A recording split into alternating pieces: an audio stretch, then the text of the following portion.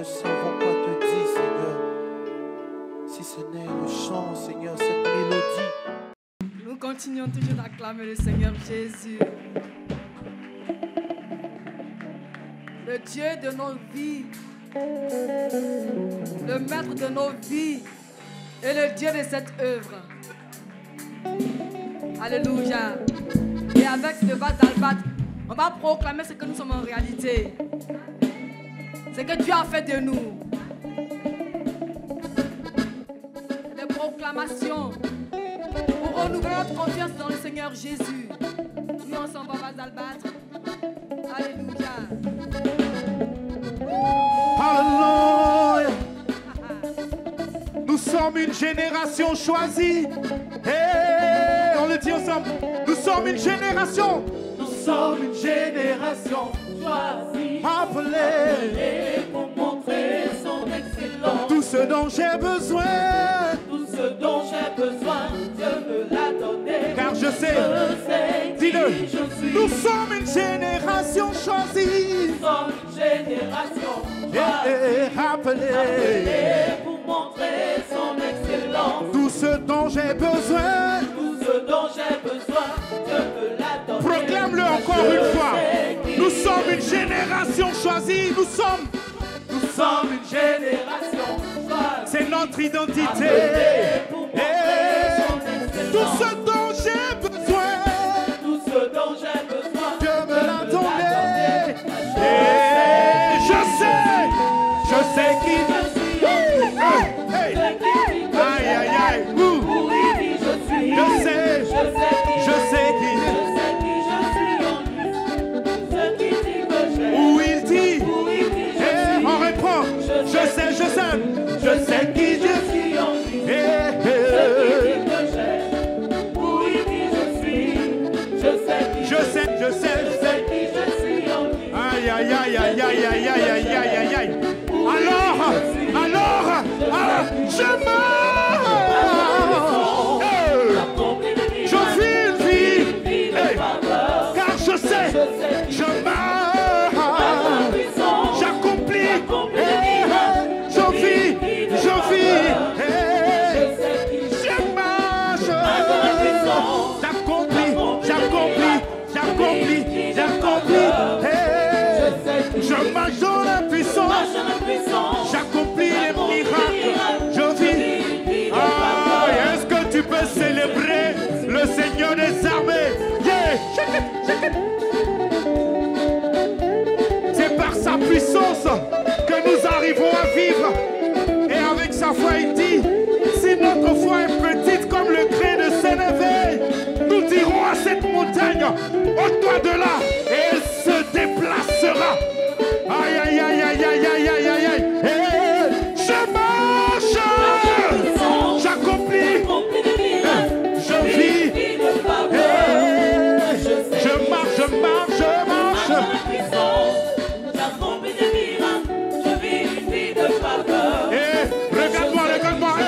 Regarde-moi, je suis une. Sa gloire est sur moi. Mon ami, faut bien me regarder. Regarde-moi. Moi, je suis une merveille. Je ne suis pas dans tes yeux. Dis-le. Regarde-moi. Hey. Sa gloire est sur moi. Une dernière fois. Regarde-moi. Peu importe. Sa gloire est sur moi.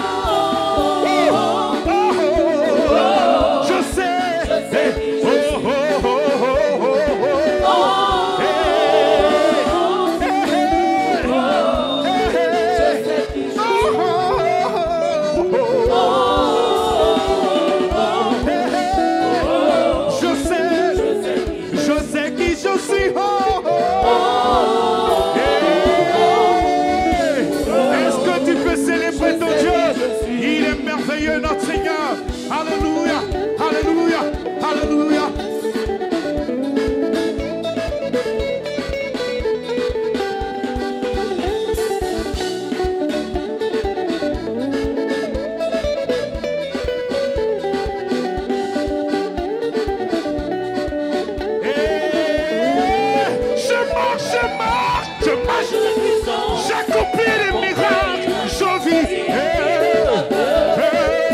Je marche dans la victoire. J'accomplis les miracles. Je vis une vie de faveur. Je marche dans la victoire. J'accomplis. Je marche dans la victoire. On le dit, regarde-moi, je suis une. Peu importe ce que tu vois, sa gloire est sur moi. Hey, regarde-moi. Je ne suis pas responsable de ce que toi tu vois sur moi, mais c'est ce que Jésus voit sur moi. Hey, regarde-moi. Yeah. Peu importe. Hey.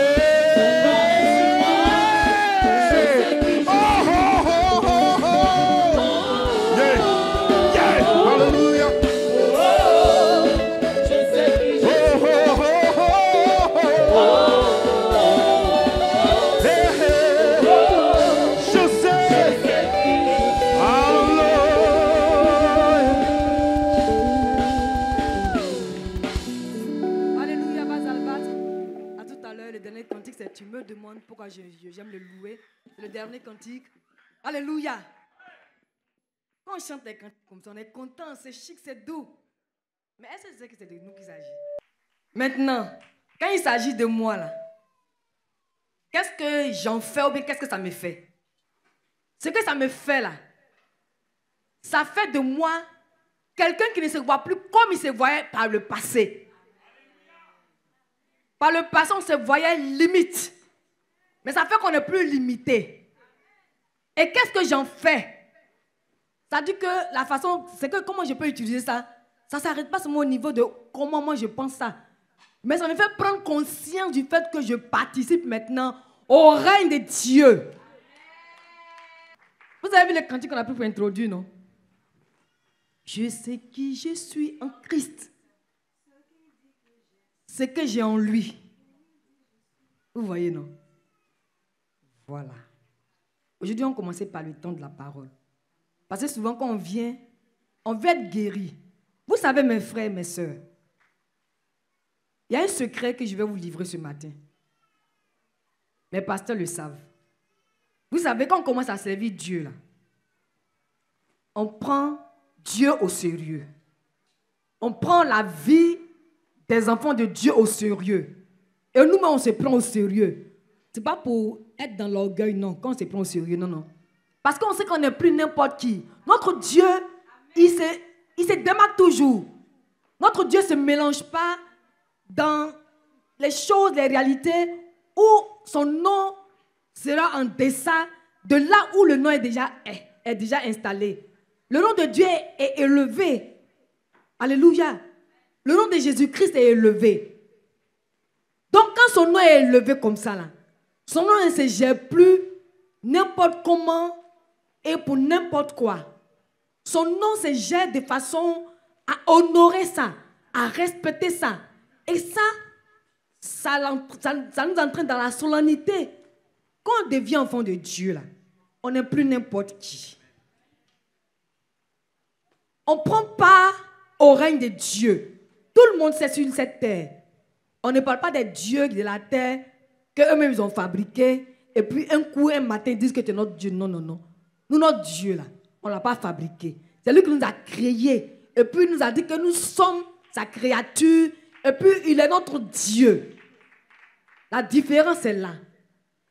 Et on ne peut pas comparer cette différence-là à une autre différence pour dire que non, mais est-ce que non, non, non.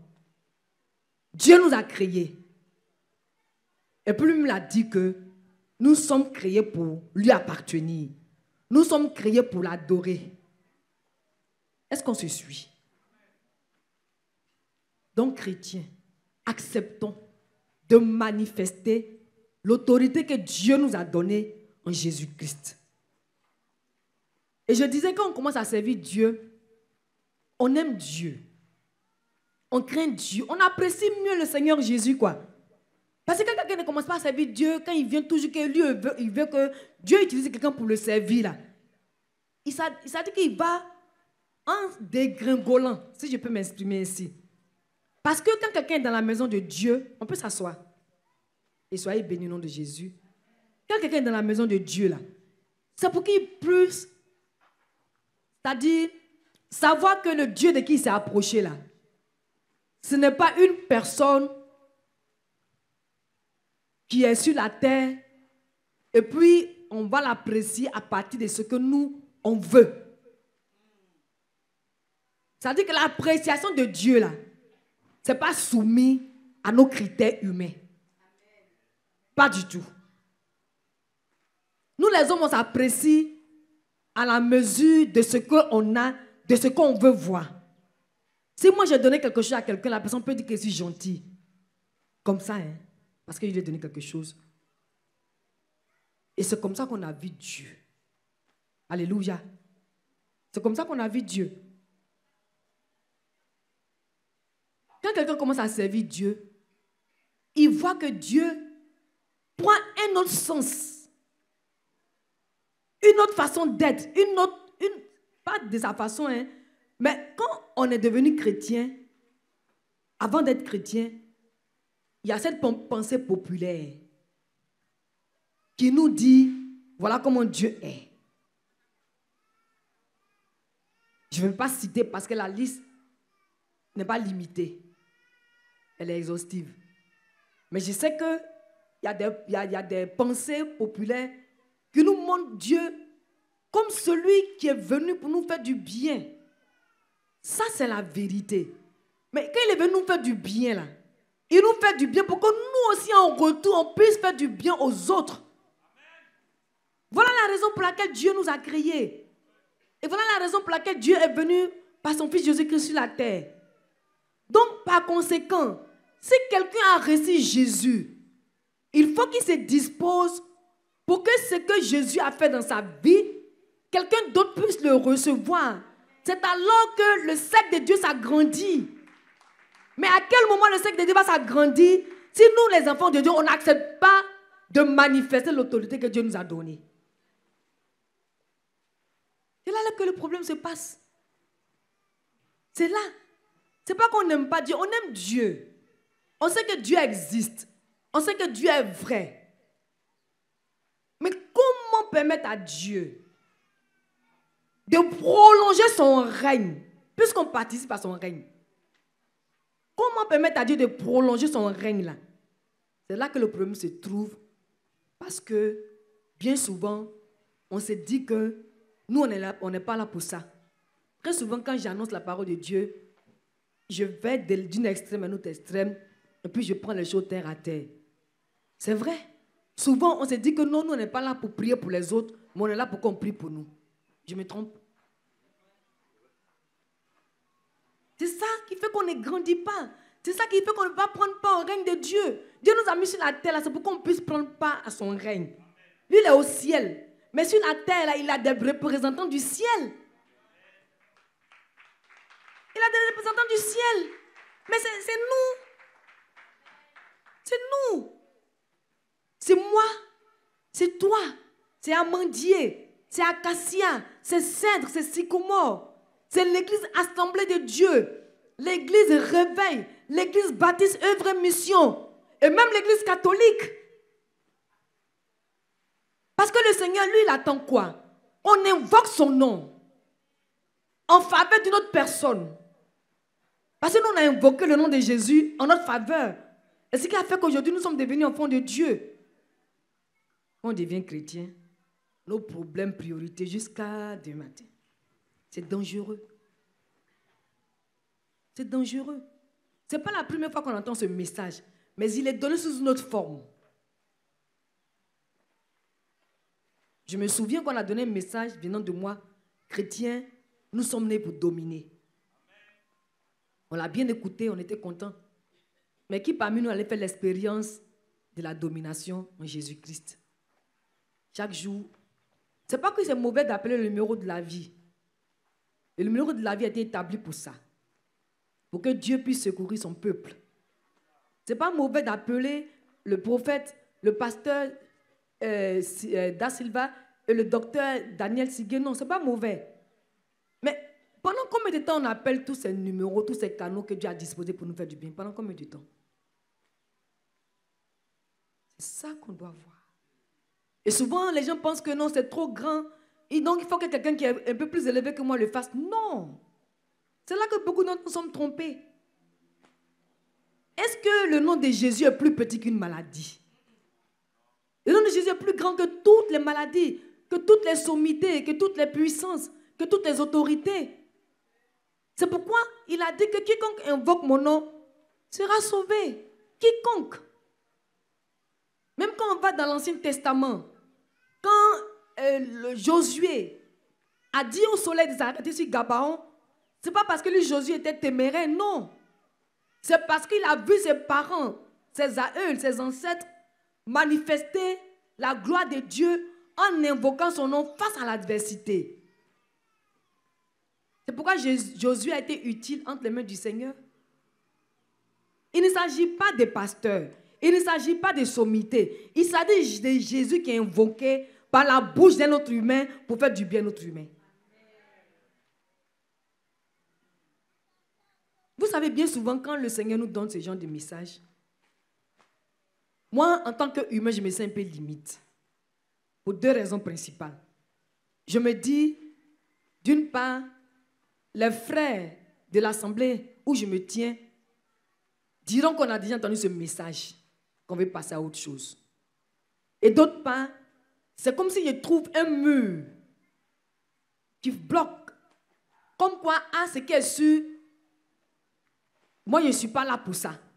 Vous êtes là pour ça. Dieu vous a établi, vous avez prié pour nous. Donc ça fait que ça nous ferme.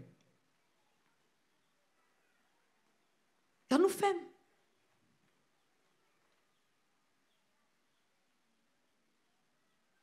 Bien-aimés, au-delà d'un message, nous, par la grâce de Dieu, Dieu nous a pas éduqués à donner des sermons ou bien à faire des prédications.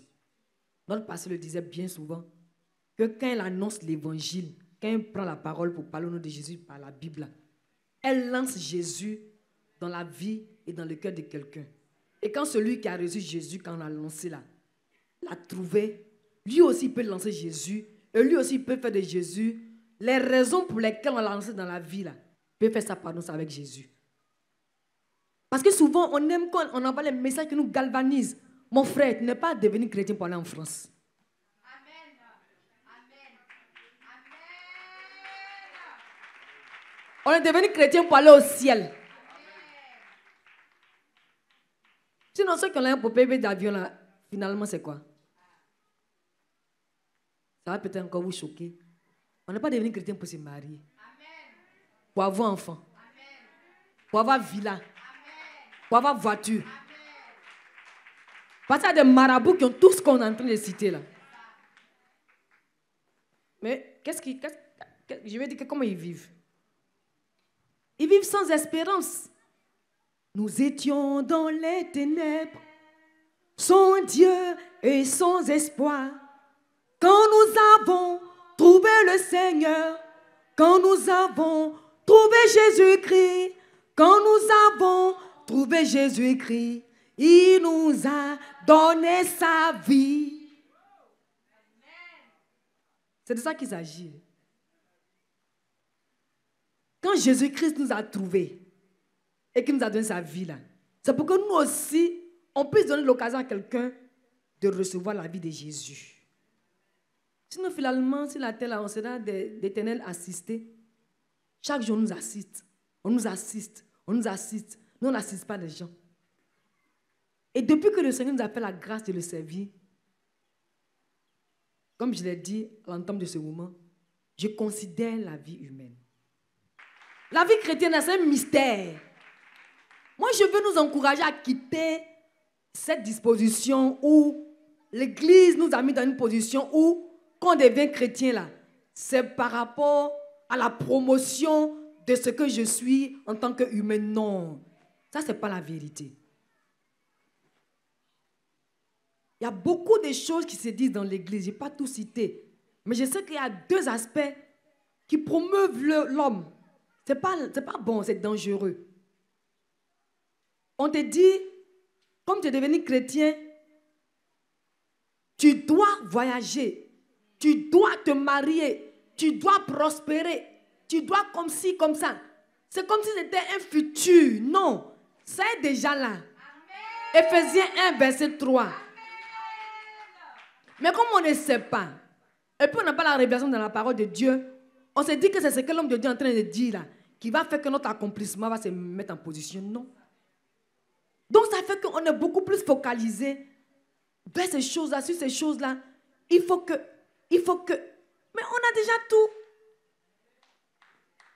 Donc on fait la promotion de l'homme, il faut que toi tu sois vu, il faut que tu évolues pour qu'on sache que tu es chrétien.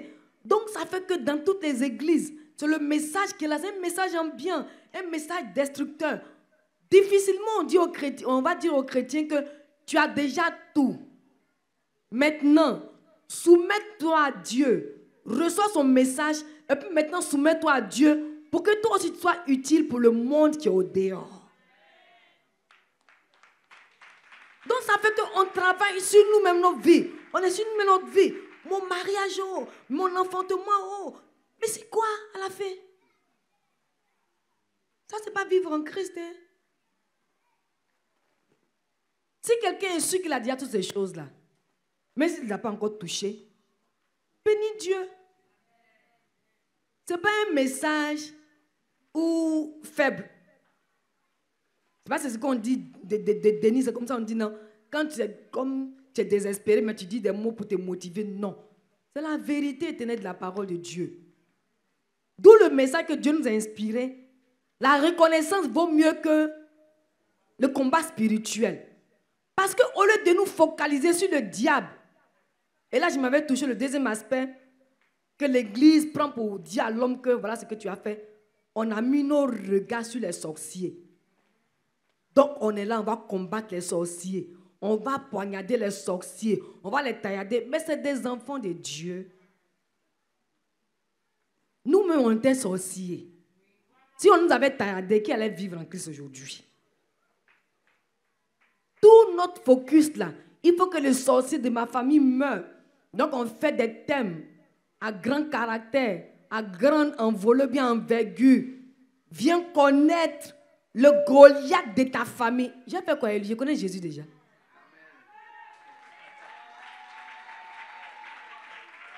J'ai fait quoi le Goliath de ma famille? Moi, je suis le Jésus de ma famille. Maintenant, quand Goliath a vu David, il a fait comment? Il a plié bagage. C'est parce qu'on s'intéresse au Goliath de nos familles qu'on ne voit pas Jésus. C'est juste ça. Hein? Tout notre focus est sur le Goliath de nos familles là comme ça. Il faut qu'il meure. Il faut qu'il disparaisse. Et puis comme ce n'est pas au nom de Jésus qu'on est en train de travailler pour qu'il meure, qu'il disparaisse, on n'est pas exaucé. Et puis un matin, quand on perd de vue la foi en Christ, on faiblit, c'est le Goliath là même qui nous tue. Maintenant, la série sur le gâteau. S'il y a des frères dans l'église, même dans ton entourage, à qui ont des révélations, ils vont avoir une révélation que c'est le sorcier de ta famille qui t'a tué. L'église va récupérer ça aussi pour faire palabre. Au lieu de voir que c'est là, au lieu de voir là que nous on a échoué. Pourquoi se focaliser sur le Goliath de sa famille au lieu de se tourner vers le Jésus de notre vie? Chrétiens, acceptons de manifester l'autorité que notre Dieu nous a donnée en Jésus-Christ. Alléluia.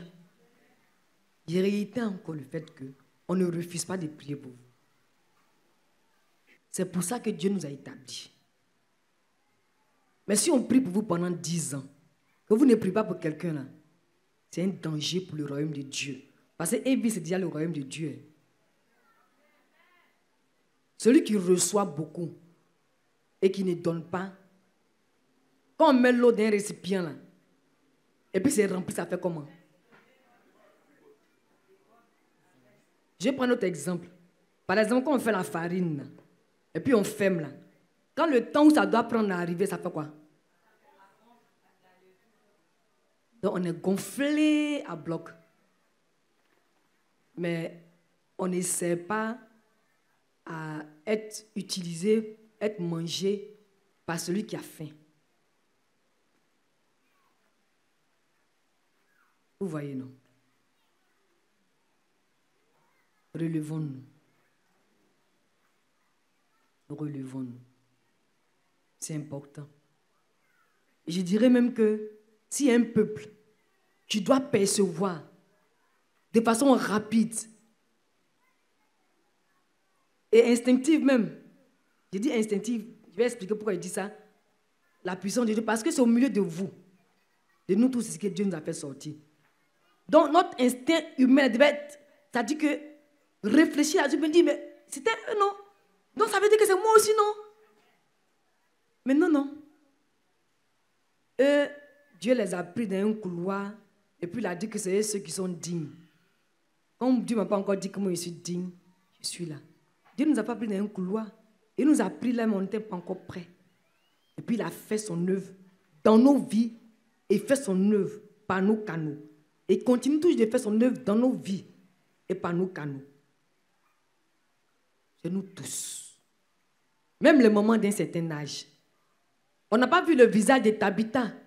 Dieu est en train de travailler en nous pour que par nos canaux, il puisse faire du bien à ceux qui sont dans le besoin. Nous, notre besoin, là, on l'a déjà touché. Et c'est qui? Jésus. Ceux qui n'ont pas encore touché ce besoin-là, il faut qu'on leur parle de Jésus. Celui qui connaît Jésus, il y a un témoignage du matin qui a dit, celui qui parle là, c'est celui qui a vu, qui a expérimenté. Celui qui a vu Jésus, qui l'a expérimenté. Mais quand il va parler de lui dehors, il ne balbutie pas. Mais c'est quand tu n'es pas sûr de lui là. Aujourd'hui, on parle juste quand personne n'écoute peut-être. Hein. Mais demain, il est devant un cas. Quelqu'un est en train de mourir. Il va dire, j'ai fait quoi? J'appelle le numéro de la vie, j'appelle le pasteur, j'appelle qui? Alors que, tout de suite, quand on voit la mort, c'est que Jésus ressuscite des morts. En même temps, mort, lève-toi. Quand on parle de mort, tout le monde a peur. Moi, Dieu, je ne dirais pas que c'est une révélation, mais un jour, il y a une pensée qui m'est venue. Quand on fait la prière, quand quelqu'un meurt, on prie pour lui, surtout en Christ. C'est que je me suis dit que comme là-bas est tellement intéressant, tellement chic, là-bas n'a rien à voir sur cette terre. Donc on prie pour la personne là. Notre Dieu là, il est le Dieu de la liberté. Hein. C'est un libre arbitre. Quand lui il révèle la personne là pour dire va-t'en. Si la personne dit non, ici est trop bien, je ne peux pas forcer la personne. Je ne sais pas si c'est une révélation, mais c'est une pensée qui m'est venue. Vous voyez, non? Mais ça n'empêche pas que quand on prie pour quelqu'un, la personne revient à la vie. Mais la pensée était là, il dit certainement que d'une part, ça doit être ça. Parce que quelqu'un ne peut pas être en train de manger bofloto une fois par semaine ici, et puis elle va là-bas et voir les grandes tables dressées, et puis on lui dit, viens, elle dit non, non. Non, non, non, non, je ne vais pas. Ça dit par semaine, tu mets un bofloto 25. Et puis tu es arrivé là-bas, et puis tout est dressé. Et puis les gens te pomponnent, les gens prennent soin de toi. Aïe, un choix à faire, mais c'est là-bas. Maintenant, nous qui sommes sur la terre ici, là, on pleure. On pleure. Lui, il est là-bas, il ne peut pas nous parler. Nous non plus, on ne peut le voir. Vous voyez, non? C'est cette pensée qui m'animait un moment. Et je me dis que si c'est comme ça, à Dieu soit la gloire. Parce que quand on dit « mort, lève-toi », on dit au nom de qui? Au nom de Jésus. Et quand le mort se lève au nom de Jésus, c'est la gloire revient à qui? Ce n'est pas à nous. Parce que bien souvent, quand on appelle les morts à la vie qui ne reviennent pas, on se sent bizarre, confus, limite. Non. Plusieurs fois, des personnes sont sorties de la mort ici. Il y a le cas d'une dame qui est venue avec son bébé. C'est quand je suis entrée dans le bureau que Dieu m'a dit, est-ce que tu sais que l'enfant était mort? Et c'est maintenant que je commence à faire le film. Parce qu'on appelait les personnes pour prier pour eux, ceux qui étaient là pour la première fois. L'enfant vient me montrer son enfant tout couvert et me dit, maman, regarde, il est malade gravement. Donc je lui ai dit, mais ma chère soeur bénie, c'est parce qu'il est malade gravement qu'on l'a envoyé ici pour prier pour lui. Elle ne voulait pas me dire que l'enfant est mort. D'un nourrisson peut-être, s'il était 3 âgé, 9 mois, un an. Et moi j'ai dit au frère Valentin, fais-le coucher. Et on commence à prier pour l'enfant. L'enfant éternue. L'enfant bouge. Est-ce que quelqu'un est malade gravement, est-ce qu'il éternue? Mais moi, comme je ne connaissais pas plutôt, je ne me suis pas arrêtée là-dessus. Donc Dieu, pour mon édification personnelle, parce que la mère a rendu témoignage après, elle a été édifiée sur le champ. Pour mon édification personnelle, Dieu m'a dit, est-ce que tu sais que cet enfant il est revenu à la vie, il était mort? Et je refais le film et je vois. Et c'est après qu'on me rend le témoignage que l'enfant, sur place là, un bébé qui était constipé pendant combien de temps, a fait les besoins sur lui. Et c'était tout noir. C'était le 31 décembre 2020 mais 2021. Voilà. Et il y a le cas du frère, du frère Bayero. Je n'ai pas vu le frère quand il venait. Et puis le Seigneur a commencé à m'inspirer à faire des prières. Si j'avais été influencé par le lien des familles, peut-être que j'allais me retenir pour dire, ah, parce que quand c'est la famille, c'est souvent un peu difficile. Mais Dieu m'a utilisé. Il est venu dans un état comateux. Et sous nos yeux, là, il est revenu à la vie. Dieu m'a dit de Dieu, pasteur Da Silva, de toucher là, de toucher là. Et il est revenu à la vie. Et dès qu'il est revenu à la vie, il a demandé à manger. Ah, Madame Cabran dit qu'il a mangé gaba. Depuis quand quelqu'un qui revient à la vie mange gaba, si ce n'est pas l'œuvre de Dieu? Il a mangé gaba, il a bu du jus. Et comme à l'époque, on s'asseyait là, quand il a vu le pasteur Da Silva, il a fait signe au pasteur Da Silva pour nous dire qu'il voit clair maintenant. Vous voyez, non? Si nous, on ne s'était pas disposés pour accepter que Dieu manifeste son autorité par nos canaux, toutes ces choses-là se seraient passées comment? Nullement. On ne doit plus vous regarder comme des personnes qui ont besoin d'aide. On vous voit comme des personnes qui doivent apporter de l'aide. Je dis absolument. Absolument. C'est parce qu'on ne se met pas cette pression, pas une pression négative dans le stress, non, non. C'est parce qu'on est trop dans une position de oui, ça ne fait rien, je peux ne pas prier pour les gens. C'est que si je suis fidèle à l'église, je fais ma dîme. Non, ça ne va pas t'envoyer au ciel. Ce qui peut te permettre d'être sûr du ciel, là, c'est quand tu vois les œuvres du Seigneur palpables, physiques et tangibles. Vous conviendrez avec moi que quand quelqu'un n'expérimente pas la quintessence, la plénitude de la vie en Christ, la foi disparaît de son cœur. Qui n'est pas d'accord? Mais qui est d'accord?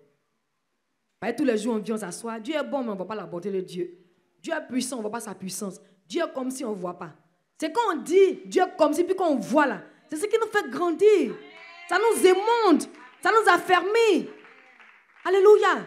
Parlez de Jésus à vos proches, à votre entourage. Donc pour finir, je m'adresse à tout le monde. Qu'on soit chrétien d'ici, chrétien d'ailleurs, chrétien en présentiel. Je dis, acceptons. On va le lire tout à l'heure dans la parole de Dieu pour dire pourquoi on doit accepter. Acceptons l'autorité que Dieu nous a donnée de manifester en Jésus-Christ. C'est parce qu'on ne veut pas accepter cela qu'on ne la manifeste pas. Si on l'accepte là, on va voir que ce sera utile entre les mains du Seigneur. Et pourquoi Dieu nous encourage à cela? À force d'entendre ce qu'on dit que Dieu est, mais qu'on ne voit pas, qu'on n'en fait pas l'expérience au quotidien, qu'on n'en fait pas l'expérience pleinement, finalement, on pense que tout ce qu'on nous raconte là, ce n'est pas la vérité. Et c'est là le danger. Toujours on te dit telle chose. Et puis toi-même, tu ne fais pas l'expérience de ça d'abord pour toi-même, pour les autres. C'est de ça que Dieu veut qu'on sorte. Sœur Caroline, on va dans la lecture, mais il faut prendre seulement 1 Corinthiens 2, du verset 1 au verset 16. Amen. Sinon, je pouvais dire le thème, puis on partait s'asseoir. On a expliqué pourquoi on voit que ce qu'on fait là, on ne doit plus faire ça. On doit apprendre à faire ce que Dieu nous a rendu capable d'être en Jésus-Christ. Car je n'ai pas eu la pensée de savoir parmi vous autre chose que Jésus-Christ. Et Jésus-Christ crucifié. Moi-même, J'étais auprès de vous dans un état de faiblesse, de crainte et de grand tremblement. Et ma parole et ma prédication ne reposaient pas. Et ma parole et ma prédication ne reposaient pas sur les discours persuasifs de la sagesse, mais sur une démonstration d'esprit et de puissance, afin que votre foi fût fondée, non sur la sagesse des hommes, mais sur la puissance de Dieu. Afin que votre foi fût fondée, non sur la sagesse des hommes, mais sur la puissance de Dieu.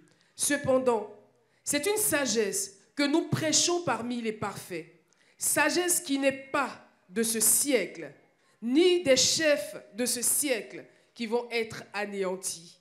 Nous prêchons la sagesse de Dieu, mystérieuse et cachée, que Dieu, avant les siècles, avait destinée pour notre gloire. Sagesse qu'aucun des chefs de ce siècle n'a connue, car s'ils l'eussent connue, ils n'auraient pas crucifié le Seigneur de gloire. Mais comme il est écrit, ce sont des choses que l'œil n'a point vues, que l'oreille n'a point entendues, et qui ne sont point montées au cœur de l'homme, des choses que Dieu a préparées pour ceux qui l'aiment. Dieu nous les a révélées par l'Esprit, car l'Esprit sonde tout, même les profondeurs de Dieu. Lequel des hommes, en effet, connaît les choses de l'homme, si ce n'est l'esprit de l'homme qui est en lui? De même, personne ne connaît les choses de Dieu, si ce n'est l'esprit de Dieu.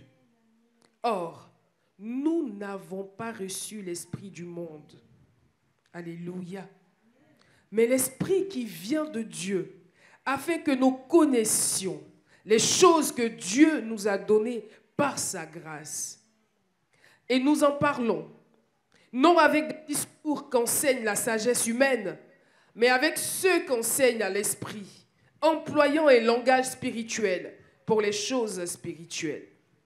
Mais l'homme animal ne reçoit pas les choses de l'Esprit de Dieu, car elles sont une folie pour lui, et il ne peut les connaître, parce que c'est spirituellement qu'on en juge. L'homme spirituel, au contraire, juge de tout, et il n'est lui-même jugé par personne. Verset 16. Car qui a connu la pensée du Seigneur pour l'instruire? Or nous avons la pensée de Christ. Parole du Seigneur. On se tient debout, s'il vous plaît.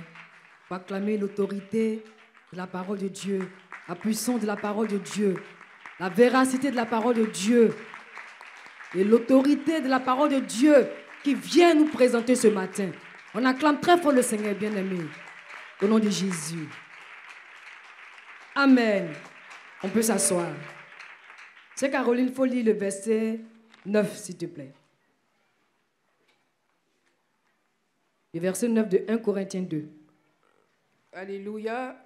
Le verset 9 nous dit, « Mais comme il est écrit, ce sont des choses que l'œil n'a point vues, que l'oreille n'a point entendues, et qui ne sont point montées au cœur de l'homme, des choses que Dieu a préparées pour ceux qui l'aiment. » Amen. Vous voyez ce que j'ai dit dès le début, non? Dieu nous a sauvés là. C'est parce qu'il nous aime.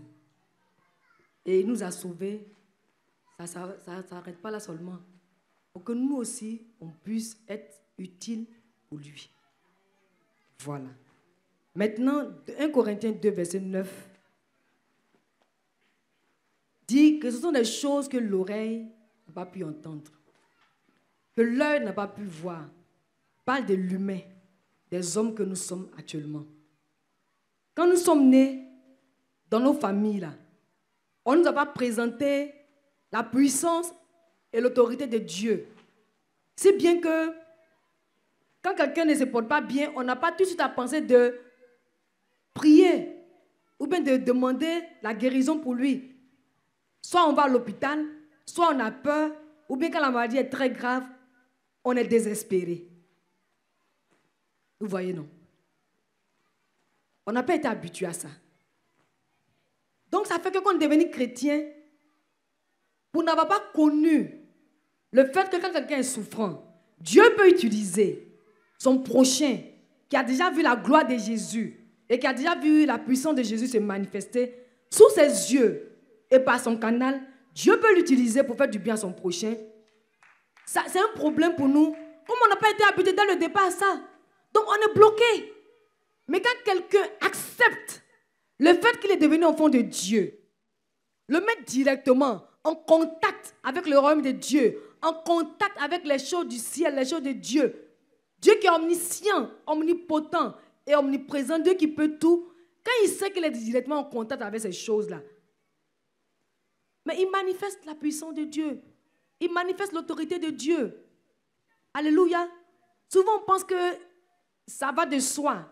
C'est pourquoi ce verset dit que c'est parce que l'œil n'a pas su, l'œil n'a pas appris. Et quand ça parle de nous les hommes, nos yeux ont toujours vu que quand quelqu'un est souffrant, on l'envoie à l'hôpital. Quand quelqu'un est malade gravement, il peut en mourir. Quand quelqu'un est mort, il peut plus revenir. Nos yeux ont été habitués à ça. Nos oreilles ont été habituées à entendre ça. Mais il y a un autre langage, un autre message que Dieu nous donne maintenant, qui est celui de manifester l'autorité qu'il nous a donnée en Jésus-Christ. À tous égards, face à l'adversité, face à ce qu'on peut dire que c'est l'imitation de l'homme, non. On va maintenant au-delà de ce qui est réel. Et ce qui fait qu'on n'arrive pas à accepter cela, c'est parce que dès le départ, quand on est né dans des familles, là, on n'a pas connu ces choses-là. On n'a pas su ces choses-là. Mais aujourd'hui, nous sommes nous d'entendre ces choses. Nous sommes bénis de les avoir entendues depuis longtemps. Mais aujourd'hui, à cause de l'œuvre du renouvellement du Seigneur, à cause de son œuvre de rafraîchissement, il nous envoie ce message-là. Parce que tout à l'heure, j'ai dit qu'on a déjà donné ce message ici, même par la vie du révérend Ibo Carole le dit. Mais aujourd'hui, c'est sous notre forme. La parole de Dieu ne vacille pas. Mais c'est l'interprétation que Dieu donne à sa parole qui permet que ça devienne une révélation pour nous. Ces choses que j'ai dit aujourd'hui, là, je les avais crues, je les avais connues par le passé, mais pas sous cet angle-là.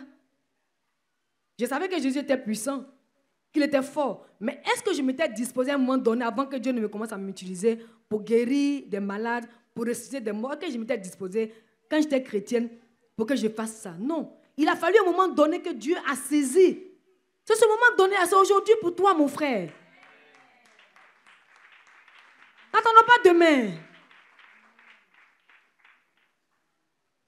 C'est pas parce que dans nos familles, on n'a pas entendu qu'on ressuscite des morts, que celui qui est malade gravement peut en guérir, que quand on est devenu un chrétien, on continue toujours de vivre comme ça. Non. On va même au-delà de la maladie et autres. Dans nos familles, on se dit que quand tu n'as pas eu 5 francs aujourd'hui matin, là, c'est-à-dire que demain matin, tu n'auras rien. C'est parce que la parole de Dieu dit. Dans nos familles, on était habitués à ressasser les problèmes. Tu te réveilles le matin, ta maman te dit, on n'a pas eu du riz hier, aujourd'hui, on ne sait pas ce qui va se passer. Hein. C'est à ça qu'on était habitués. Dans nos familles, on n'a pas été habitués à la parole qui dit, à chaque jour suffit sa grâce. Pas peine, grâce. Et moi, on aime ce qui est lourd. Vous voyez, non? Et c'est ça qui fait que c'est difficile pour nous de laisser le Saint-Esprit opérer en nous ce déclic-là. Pour dire qu'on est devenu maintenant une nouvelle personne, une nouvelle créature. On appartient à un nouveau royaume, qui est le royaume céleste, le royaume de Dieu, le royaume spirituel. Parce qu'une fois qu'on parle de Dieu, là, on parle des choses spirituelles. Les choses que nos yeux ne peuvent pas voir ou que nos yeux ne peuvent pas apprécier à une dimension au-delà de ce que nous on connaît déjà. Quand quelqu'un meurt, on l'enterre, non? Mais la dimension dans laquelle Dieu nous a introduite en Jésus, là, dit que quand quelqu'un meurt, là, on peut prier pour qu'il revienne à la vie. Mais nous, on est focus sur le fait que, moi, je ne connais pas ça. Hein. Moi, ce que je connais, quand tu n'as pas l'argent, tu peux aller prendre crédit, mais tu peux pleurer, mais tu peux aller voler. Moi, je n'ai pas appris que quand tu n'as pas l'argent, tu peux appeler l'argent. Hein. Donc, si je peux employer cette expression, on est gamé. C'est ça, non? C'est bloqué là. Frotte ton front. On dit déblocage. De ma conscience. Qui s'ouvre maintenant. Sur les réalités. Sur les réalités. éternels dans lesquels mon Dieu m'a transporté en Jésus-Christ. Réalité éternelle, spirituelle, qui dépasse mon entendement, qui dépasse ma vision. Au nom de Jésus. Amen. Le déblocage, c'est effectué, c'est effectif. À c'est passé, c'est effectif. Celui qui veut va l'expérimenter. De la même façon dont le Seigneur nous utilise pour prier pour que les maladies s'en aillent là, on reçoit ça pour qu'on soit des canaux utiles entre les mains du Seigneur. Et alors qu'on sera vraiment dans la joie d'être enfant de Dieu. On va expérimenter la plénitude de la bénédiction en Jésus-Christ. Ok, c'est Caroline, on continue. Il faut lire 1 Corinthiens 2, verset 10 à 13, s'il te plaît. 1 Corinthiens 2, verset 10 à 13. Dieu nous les a révélés par l'Esprit, car l'Esprit sonde tout, même les profondeurs de Dieu. Lequel des hommes, en effet, connaît les choses de l'homme, si ce n'est l'Esprit de l'homme qui est en lui? De même, personne ne connaît les choses de Dieu, si ce n'est l'Esprit de Dieu. Or, nous n'avons pas reçu l'Esprit du monde, mais l'Esprit qui vient de Dieu, afin que nous connaissions les choses que Dieu nous a données par sa grâce. Verset 13. Et nous en parlons, non avec des discours qu'enseigne la sagesse humaine, mais avec ceux qu'enseigne l'Esprit, employant un langage spirituel pour les choses spirituelles. Sois béni. Qu'est-ce que la sagesse humaine enseigne? La sagesse humaine nous enseigne les limitations. C'est ce que la sagesse humaine nous enseigne. Est-ce que je me trompe? Non. Tu as vu comment son pied est gros? Waouh! Mais son vol l'opérait. Puis j'ai appris que quand on t'opère de ça, mais il se pourrait même qu'on coupe ton pied. Tu t'arrêtes pas à la limitation. Hein? Maintenant, tu t'en vas à l'incrédulité, au doute. Voilà les choses que la sagesse humaine nous enseigne. Hein? Limitation conduit à l'incrédulité, au doute d'abord, à l'incrédulité. Et puis, en tant qu'enfant de Dieu, ça nous conduit à la déviation. Parce que celui qui contourne les principes que Dieu a établis pour vivre en lui et pour l'adorer, celui qui les contourne là, est dans la déviation. La déviation, là, c'est quand Dieu a établi des principes et puis on ne les suit pas, et puis on veut faire autre chose. Parce qu'on n'a pas appris que quand quelqu'un est malade gravement, nos parents ne nous ont pas dit qu'on peut prier pour lui bien qu'il peut guérir. Donc quand nous, nos yeux, nos oreilles ont entendu le message de nos parents, quand nos yeux ont vu ce que nos yeux voient, parce que nos parents nous ont donné un message, nos yeux sont en train de voir ça. Donc finalement, on est limité. Et racheter de Jésus, c'est limite. Mes frères, ce n'est pas le message du micro que c'est en train d'annoncer. Hein. C'est le message du royaume dans lequel on a été transporté en Jésus. C'est ce message qu'ils sont en train d'annoncer. Il y a d'autres versets qu'on n'a pas lus. Le premier verset qu'on devait lire, c'était au commencement, Dieu créa le ciel et la terre. Dieu a dit que la terre soit et la terre fut. Dieu a utilisé sa parole pour faire venir la terre. Dieu nous a donné sa parole. Pas ce qui est écrit dans la Bible d'abord. Hein. C'est qu'il a mis dans nos bouches de pouvoir prononcer, pour apporter la bénédiction. C'est sa parole. Parce que le diable ne bénit jamais. C'est Dieu qui bénit. Donc une fois qu'un enfant de Dieu ouvre sa bouche pour proclamer la bénédiction, c'est la parole de Dieu. C'est au nom de Dieu qu'il le fait. La sagesse humaine nous enseigne les limitations. Dieu nous dit, quand ton frère a un besoin, ouvre ta bouche.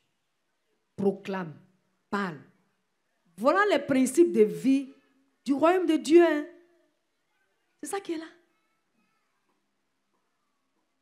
Il ne faut pas te limiter. Pardon, il ne faut pas te limiter. Parce que sur la terre, on se limite. Même ceux qui donnent l'impression qu'ils sont des fonceurs, ils ne sont pas des fonceurs. C'est des distrailleurs. Dans leur cœur, ils ont peur. Mais ils donnent l'impression aux gens qu'ils sont forts. Non. On a entendu la belle histoire et le bon message du pasteur Da Silva dimanche dernier.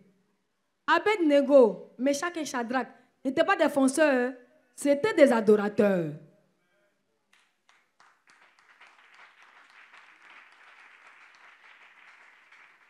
Un adorateur ne se laisse pas perturber. Alléluia. Donc je reviens pour dire que le monde, la sagesse humaine, nous enseigne les limitations. Prenons ce mot-là comme ça. Maintenant, dans les limitations, vous pouvez mettre des dérivés. C'est pourquoi quand on va à l'hôpital, il semble qu'il y a une loi qui est votée quelque part là-bas. Quand tu guéris pas, on te demande si tu veux mourir. Je ne sais pas. Tellement on ne croit pas à la résurrection. Tellement on ne croit pas à la régénération. Dieu nous apprend à croire en la résurrection. Il nous enseigne à croire en la régénération. Quelqu'un peut avoir 90 ans, il tombe malade gravement. On peut prier pour lui. Celui se régénère. Parce que la guérison qu'il vient de recevoir, c'est une guérison divine. Ce n'est pas les injections. C'est là-bas qu'on dit qu'on a besoin de convalescence. Avec Jésus, il n'y a pas de convalescence. Quand il dit tu es guéri, tu te mets sur pied. Mais vous voyez ça ici, par la grâce de Dieu.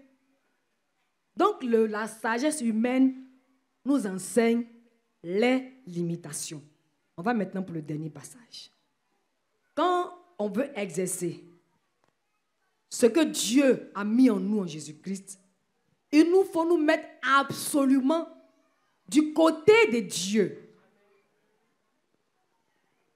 Quand Dieu a dit que je t'ai investi, j'ai mis en toi le pouvoir de manifester mon autorité, ma puissance, il ne faut pas te regarder à toi-même. Il faut te mettre du côté de Dieu qui a parlé. Parce que quand Dieu a parlé, là, ce n'est pas sur nous qu'il compte. Il compte sur lui-même. Parce qu'il est omnipotent, il est omniprésent, il est omniscient. Alléluia.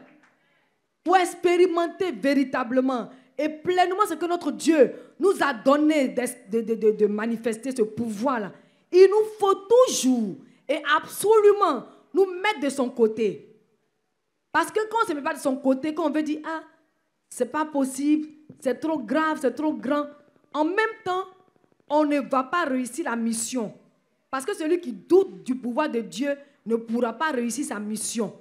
Peu importe ta fougue, peu importe ta détermination, une fois que tu quittes le côté de Dieu, que tu n'es pas en accord avec ce que Dieu a dit, en même temps, tu es dans l'échec.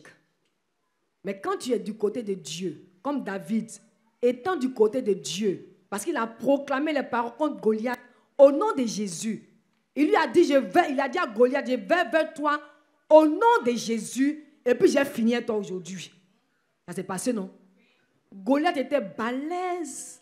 David, même, peut-être que moi, j'étais plus grand détail que lui. Parce qu'on dit qu'il était très petit. Quelqu'un dit 2 mètres et demi. Et puis, peut-être, David, 1 mètre 40, bien 45.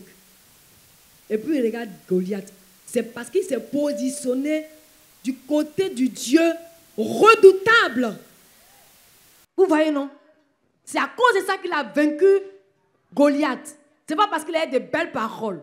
Souvent, on pense que c'est nos belles paroles, notre façon de nous présenter qui fait peur à l'ennemi. Non, jamais. C'est le nom de Jésus qu'on prononce là, qui vainc l'ennemi, qui le fait assujettir. Alléluia.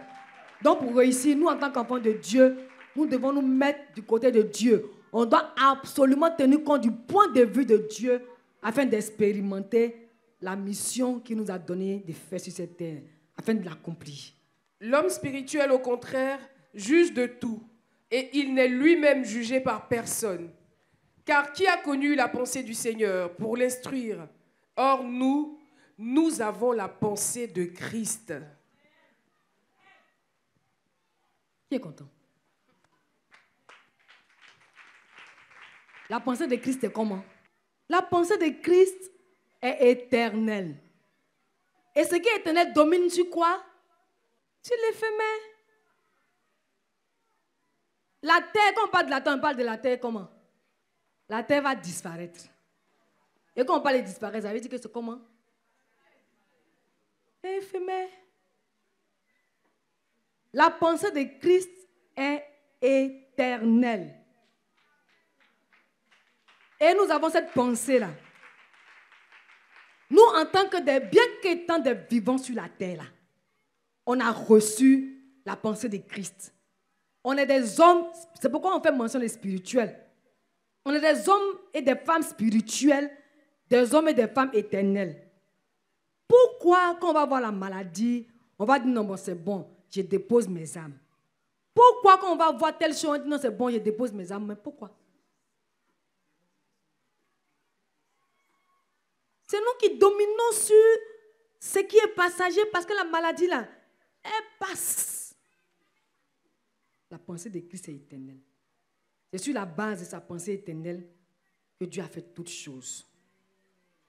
Et sa pensée éternelle parce que sa parole qu'il a pris pour faire toutes choses là, sa parole est éternelle. C'est pourquoi Dieu a dit que toutes choses vont disparaître. Mais sa parole ne va jamais disparaître parce que lui-même il est éternel et il a pris sa parole pour créer des choses. Lui il demeure éternel et sa parole demeure éternelle. Parce que sa parole est lui, la personne ne peut les dissocier.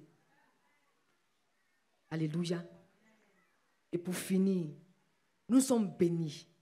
Et nous nous réjouissons parce que nous prenons part au règne de Dieu. C'est pourquoi, en tant que chrétiens, nous devons accepter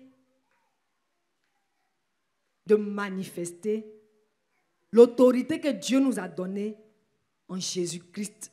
Parce que nous participons au règne de Dieu. Ce qu'on doit retenir de ce message-là. Nous, les enfants de Dieu, Dieu nous a déjà donné le pouvoir en Jésus-Christ de manifester son autorité, bien que vivant sur cette terre, bien qu'étant sur cette terre. Pourquoi on doit manifester son autorité? Parce que nous sommes les représentants de Dieu sur la terre. Et pourquoi depuis longtemps on ne l'a pas manifesté, mais on ne le manifeste pas bien?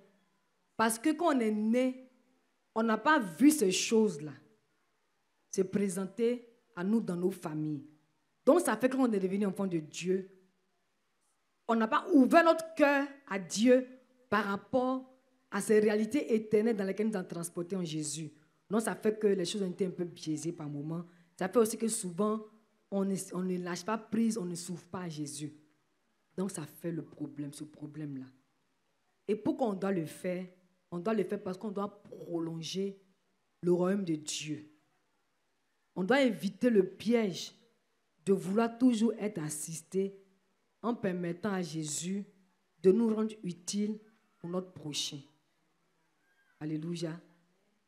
Peu importe ce qu'on veut avoir, c'est pourquoi j'ai relevé le fait qu'on n'est pas sauvé pour avoir l'argent, mariage, enfants et autres. On est sauvé pour le ciel et pour servir Dieu, pour servir à sa gloire. Parce que déjà, Dieu nous a dit qu'il nous a déjà donné toutes ces choses. Donc, on se donne à lui, c'est notre focus qui est là. On ne peut pas voir parce que déjà, notre focus est en dehors de la vérité de Dieu. La vérité de Dieu, c'est Éphésiens 1, verset 3. Et nous, maintenant, comme on a ce témoignage éternel-là, on doit maintenant nous exercer à vivre devant le Seigneur en étant des canaux qu'il va utiliser pour nous faire du bien. Et en faisant tout cela, nous sommes bénis et heureux parce qu'on participe au règne de Dieu. Gloire à Jésus. On se tient debout. On acclame le Seigneur pour sa grâce. Et nous levons les mains. Notre Dieu, nous te rendons grâce et nous te bénissons. Parce que depuis le jardin d'Éden jusqu'à l'Apocalypse, tu as considéré l'homme et tu l'as mis à une place où tu as toujours voulu que l'homme soit ton ambassadeur partout où il se trouvait. Dans le jardin d'Éden, Adam et Ève étaient tes ambassadeurs devant les animaux, devant les plantes et devant tous ceux qui n'avaient pas le témoignage de ta divinité absolue, véritable, éternelle et incontournable. Et par le peuple d'Israël, tu as montré aux peuples qui sont autour, aux peuples alentours, qu'il y a un Dieu. C'est lui seul qui est le vrai Dieu. Éternel Dieu Tout-Puissant, comme tu t'es dit toi-même devant ton serviteur Moïse, je suis le Dieu, je suis. C'est parce que tu es éternel. Et pour nous, cette génération, qui sommes la dernière génération, avons entendu parler de toi, tu t'es révélé à nous au travers de ton Fils Jésus-Christ pour nous dire que tu es le seul vrai Dieu. Seigneur, aujourd'hui encore, nous avons entendu ta parole qui nous donne encore l'occasion aujourd'hui d'être renouvelés dans notre cœur pour nous relever de tout ce par quoi on s'est laissé entraîner et par lesquels on s'est habitué finalement, comme quoi on était là seulement pour être assisté. Aujourd'hui, tu nous as parlé pour que nous-mêmes, on décide de nous détourner de cette mauvaise conception-là. On se lève aujourd'hui pour nous tourner vers toi, pour dire que nous sommes prêts et nous disons oui pour te servir en tout temps, en tout lieu, en toutes circonstances, bonnes ou mauvaises. Et aujourd'hui, en Jésus-Christ, partout dans le monde, l'Église parle de Jésus-Christ pour ramener des vies à toi. Nous faisons partie de ces personnes-là. Nous te bénissons parce que tu nous émontes. Nous te bénissons parce que tu nous rends utiles et malléables. Nous te bénissons parce qu'au-delà de ce que nous voulons que tu nous fasses du bien, tu nous disposes pour que nous puissions aussi faire du bien à notre prochain. Merci Seigneur d'ouvrir nos cœurs à l'éternité dans laquelle tu nous as plongés en Jésus-Christ, afin de nous délivrer même de nos limitations qui font qu'on ne se contente que des choses éphémères, des choses passagères. Un cœur qui a perçu, qui a saisi, un cœur qui a la révélation de l'éternité dans laquelle il a été plongé, ne va plus prendre comme priorité les choses de cette terre. C'est de ça que tu viens de nous libérer maintenant. Et nous te rendons gloire au nom de Jésus. Nous te bénissons pour tes œuvres qui sont merveilleuses, admirables et glorieuses, au nom puissant de Jésus-Christ. Amen.